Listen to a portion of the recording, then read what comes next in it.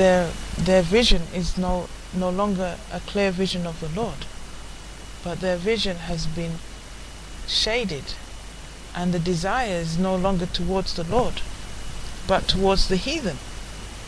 So the Lord said, okay, their desire is not for me. Their desire, they do not see me anymore.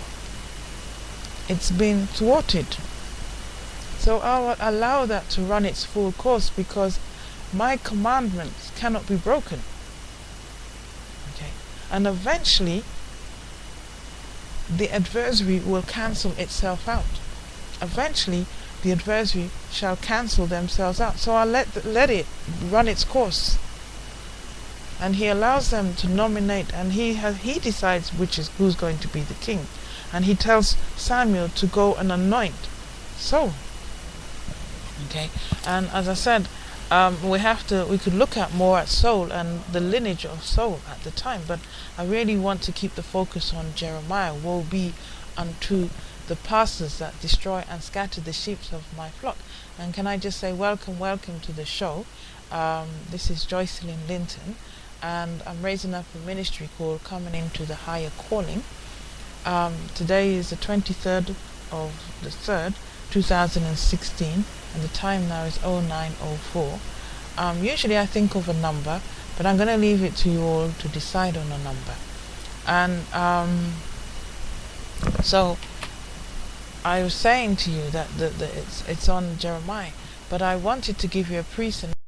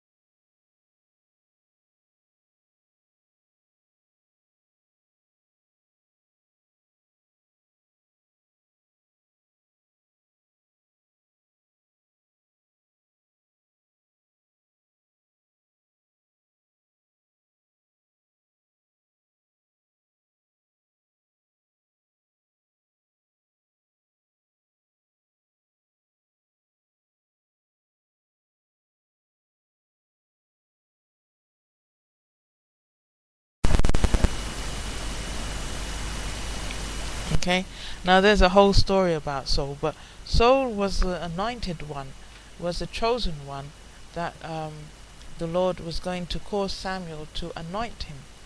And I'm seeing so much in this, but we're not studying. I'm just reading, and so many things are sparking up on me. But what I would like to say here in chapter 9, verse 2, I just want to bring this to the attention. And he had a son whose name was Saul, a choice young man and a goodly, and there was not among the children of Israel a goodlier person than he. So the word here, a choice, okay, and I was saying this yesterday and the day before, that choice does not mean, you can decide whether you want an orange or an apple. Choice here means quality. And actually, when you look it up in the dictionary, in the Oxford Dictionary, it does tell you that the choice is of quality. Okay, so he chose Saul because Saul was of quality, was of high caliber. He was very goodly, more than anybody else in Israel. So he was a choice pick. He was of a high caliber. So the Lord is proving. And I won't even say the Lord needs to prove a point, but he's picking the best of the best. He's picking the creme of the crop, the choice, Saul. You couldn't get any better than Saul. So he's showing his people, and it's a form of witnessing as well. He's showing the people, hey,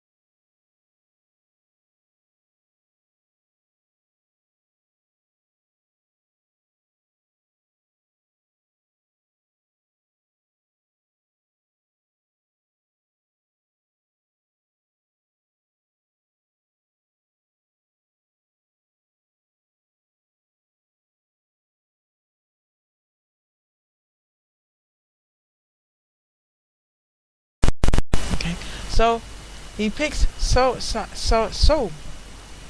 as a to bear witness of what can take place in Saul. And the story goes on that Saul falters, and he falters badly, and so now the Lord has to nominate another, from the tribe of, from a branch of Jesse, and he nominates David, who now becomes the lineage of the Lord, where our true Messiah shall come from. So now the people has subjected themselves under a king, and they, as time goes on, the king lets them down, because they've have been when they made that request, they were swayed by the heathen, by those who's in opposition to the Lord.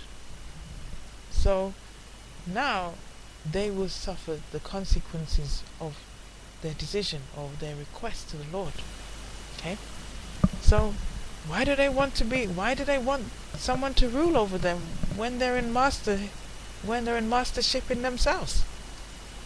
So they've gone down in the caliber of their thinking, in the caliber of their mind, and their desire and their sight, what they're seeing, it gives them a false sense of delight and joy, and they're lost in themselves. So the Lord says, okay, my word stands, my voice resonates over the universe, and they will not prosper. When you're against me, you will not prosper. The time will play out, and you'll end up cancelling yourselves. And that's what the Lord is saying. They will cancel themselves, because